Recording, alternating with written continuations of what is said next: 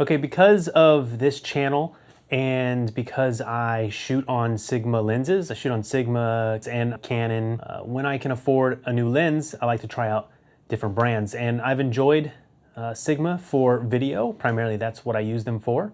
And I think because of the video I did showing the Sigma 30mm 1.4, it drew some attention. Sigma noticed me and they got in touch and they said, hey, would you like to try out some of our other lenses?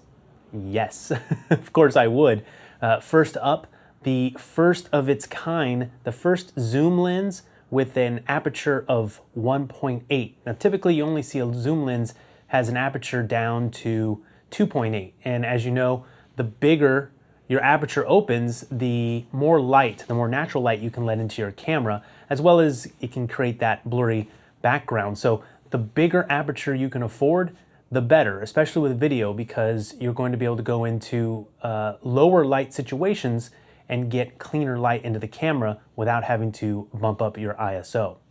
Now, I'm not really a big pixel peeper, meaning that I'm not going to take a lot of still photos and zoom in and check on the little tiny minute details of a lens. Photography for me is a hobby. As you know, I do mainly video. And the best thing for me and what I like to do with this channel is always to shoot video with the lens or the camera or whatever the piece of gear is, and then just watch the video, right?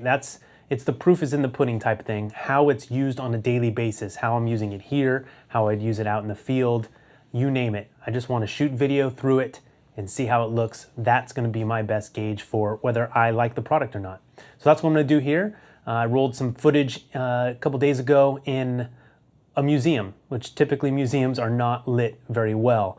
This was a train museum, so it was very wide open, big spaces, and it had lighting, but lighting was really high in the ceiling. And again, it was typical museum type lighting. So very low light. Without the 1.8 aperture, I'm really not going to be able to get the shots that I did. But the best thing to do is to show you, and then you can just see how the lens did in low light. So before I jump into that video and the footage that I took, let me talk a little bit about the lens and the features that I like about it for video. First off, the build quality it's hefty, right? It feels great, feels professional. Sigma seems to have stepped it up with they're calling this the art line. It's all black, looks great on your camera. It is pretty long for a 18 to 35 millimeter. So, you know, unlike a prime lens like my Sigma 1.4 that I have on now, you can go out and be fairly compact. This is quite a bit longer. When you put the lens hood on, it's even longer than that. And this lens hood here snaps on really nice. It doesn't really wiggle, it stays on. I've had other lens hoods. I think even my first Sigma lens was kind of loose and it would easily pop off. So this one is solid. I really like that. The focus ring is nice and smooth and not too tight, but tight enough not to move around while you're shooting and get yourself out of focus. And it has a nice long throw, which is the distance in between the start and the stop, so that you can get that critical focus and turn nice and slow and be able to pull a nice focus. The autofocus, manual focus, really you can leave an autofocus all the time.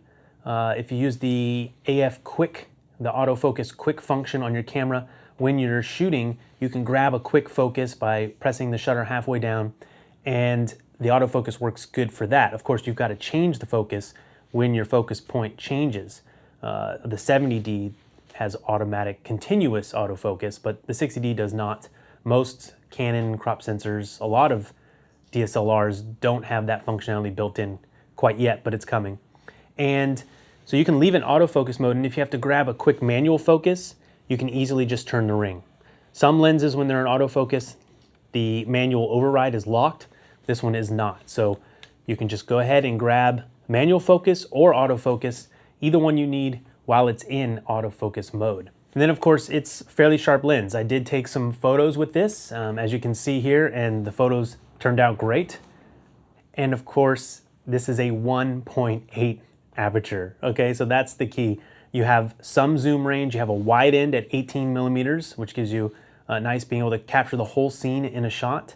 And then you can zoom in a little bit to 35 millimeters, which is really great to have that If you can't be as close as you want, you can have a little bit of a zoom. So you get a little bit more flexibility in your compositions, and you get 1.8. So you can really take this lens into anywhere and be able to get great light into your camera without cranking your ISO. And then of course, price. This is a sub $1,000 lens right now at the time of this filming.